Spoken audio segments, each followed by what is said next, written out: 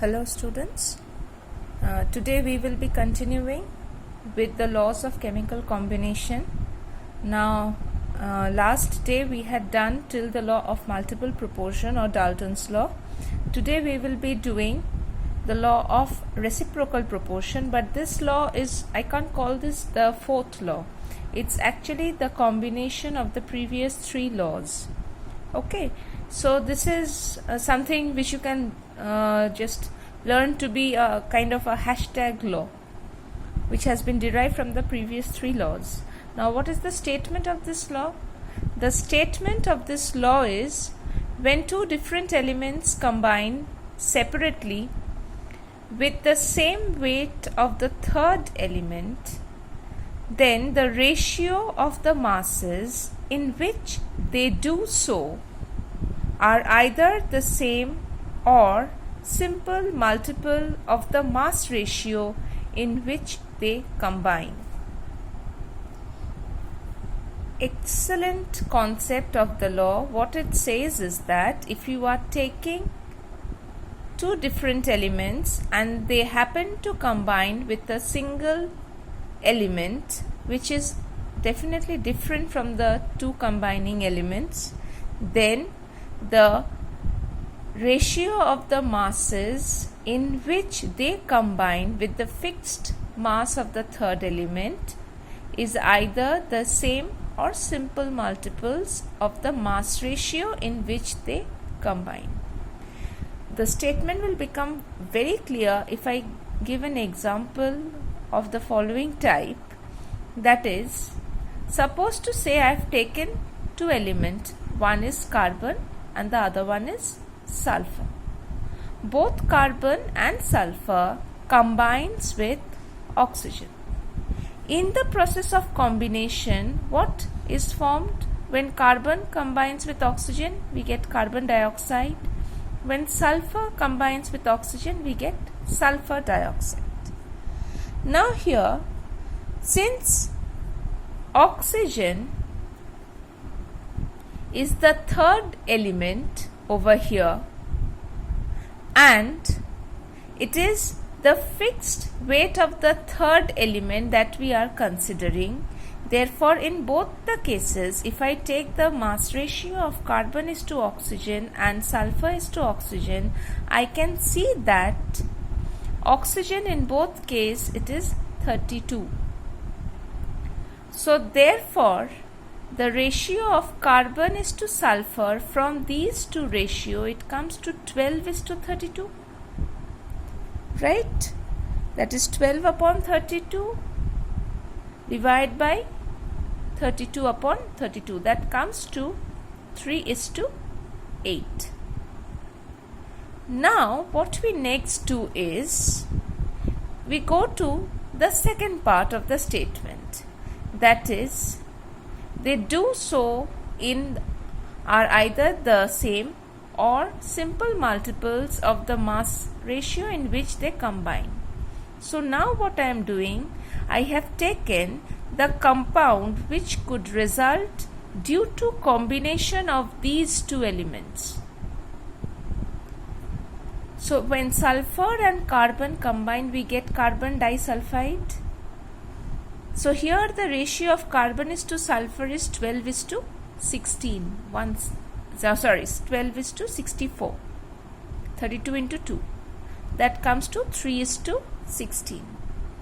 Now what does the law state? It states that this ratio, which has been obtained by taking a fixed mass of the third element, and the ratio which is formed when these two elements combines, bear a simple whole number ratio.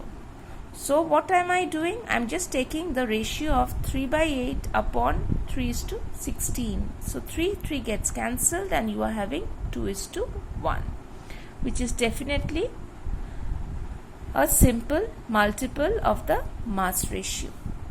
Is it clear? Okay. Now another example of the same type. Here I have taken three elements, out of which I am saying that sulfur and hydrogen combines producing H2S, hydrogen sulfide, and hydrogen and oxygen combines to produce H2O. Now here what I do is, since hydrogen is the common element among both, so I take a fixed mass of hydrogen. So the ratio of masses of sulfur and oxygen which combines with fixed mass of hydrogen, what is the fixed mass of hydrogen in both the compound? It's 2, because the mass of hydrogen present in H2O and H2S is both 2. So the sulfur is to oxygen ratio is 32/16. That gives us 2/1. Now next is the ratio of mass in which sulfur and oxygen combines. What is the ratio? Sulfur is to oxygen, that is 32/32. Sulfur is 32 and oxygen is 16 into 2, 32. So that ratio is 1:1. So definitely 2/1 upon 1:1 is 2/1. 2:1, that's a simple ratio. This is what the law actually means. The concept is very, very interesting and very well thought of. I hope this concept is clear.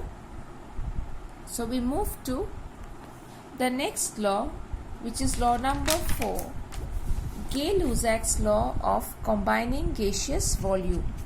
Now this law of combining gaseous volume, or Gay-Lussac's law, you already have done in class 10.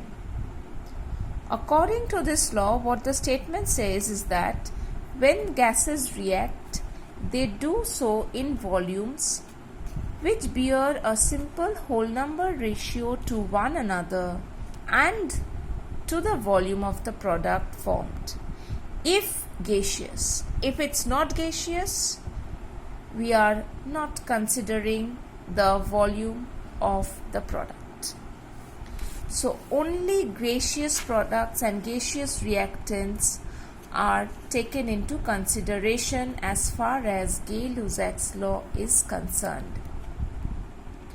Statement, I am reading it once aloud. When gases react, they do so in volume which bears a simple whole number ratio to one another and to the volume of the product formed if gaseous. So now we take an example. Hydrogen gas combines with chlorine gas producing HCl gas. From the stoichiometry, it's quite clear that if hydrogen is one volume, chlorine is one volume, then HCl produced will be 2 volume. Because before hydrogen it's 1, before chlorine 1, and before HCl it's 2. So 10 ml hydrogen, if combines with 10 ml of chlorine, you get 20 ml of HCl gas. Next is the question based on the concept of Gay-Lussac's law. What is the question? The question is, ammonia is oxidized according to the following equation. The equation is given. That is 4NH3 plus 5O2 gives 4NO and 6H2O. Now 27 liters of reactants are consumed. What volume of nitrogen monoxide is produced at similar conditions? Now here, at looking at the particular reaction, what we see is that 4 volume of ammonia is combining with 5 volume of oxygen, producing 4 volume of NO. So from the reactant side, I can say that 4/9 or 4 out of 9 parts of the volume of the reactant is ammonia, right? Whereas the remaining, that is 5 out of 9 part, is what? Oxygen, right? Therefore, how much is ammonia if the total volume is 27? It's 4/9 into 27 liters, that is 12 liters. And what is the volume of oxygen? it's 27 minus 12 liter or 15 liter, or you can write 5 by 9 into 27. Both comes to 15 liters. Now therefore, this completes the first part of the problem. What volume of nitrogen monoxide is produced at similar conditions? This is the second part of the problem. Now see over here, we can see that 4 volume of ammonia produces 4 volume of NO. So 15 liters of NH3 will produce how much? Definitely 15 liters of NO. That is the answer. You won't get much of these type of problems in your class 11 books. So you can refer to your class 10 chemistry book in order to get problem based on Gay-Lussac's law of combining gaseous volume in order to clarify your concept. And we then move to the last law and the most important among all the laws, that is Avogadro's hypothesis. These two you have done in class 10. We will be doing it again in class 11. Along with this, we will be learning a new concept of mole. Now, under similar conditions of temperature and pressure, equal volumes of all gases contain equal number of molecules. This is the statement of Avogadro's hypothesis. All of you must be very well versed with the statement. Same condition of temperature and pressure, equal volume of all gases contain equal number of molecules. How is it different from Berzelius's hypothesis? Berzelius's hypothesis dealt with number of atoms.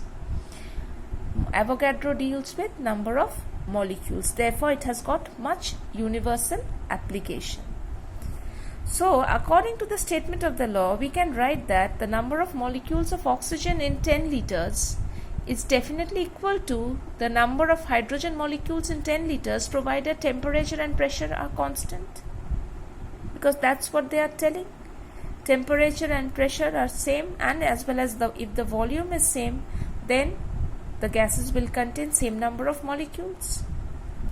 So from there I can write this.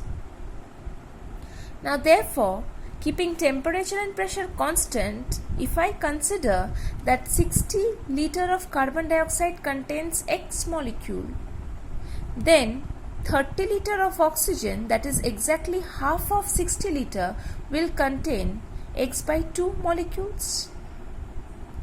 And therefore 120 liter of hydrogen, which is double of 60 liter, will contain 2x number of molecules. And 15 liter, which is 1/4 of 60 liter of nitrogen, that will contain X by 4 number of molecules. So from here we can see one thing that's for sure. As volume is increasing, the number of molecule is increasing. As volume is decreasing, number of molecule is decreasing.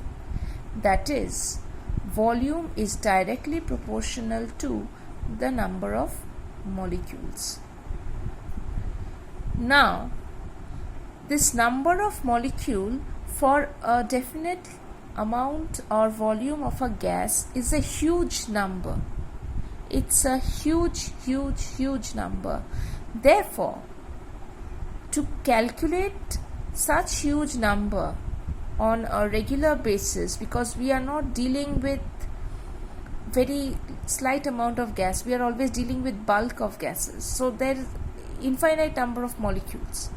In order to get the number of molecules converted to a lower unit, the concept of mole was introduced by Avogadro. And this number of moles is actually another way of representing number of molecules. This detailed study we will be doing in our next class, which will be based on the concept and calculation of moles. Till then, please study this part.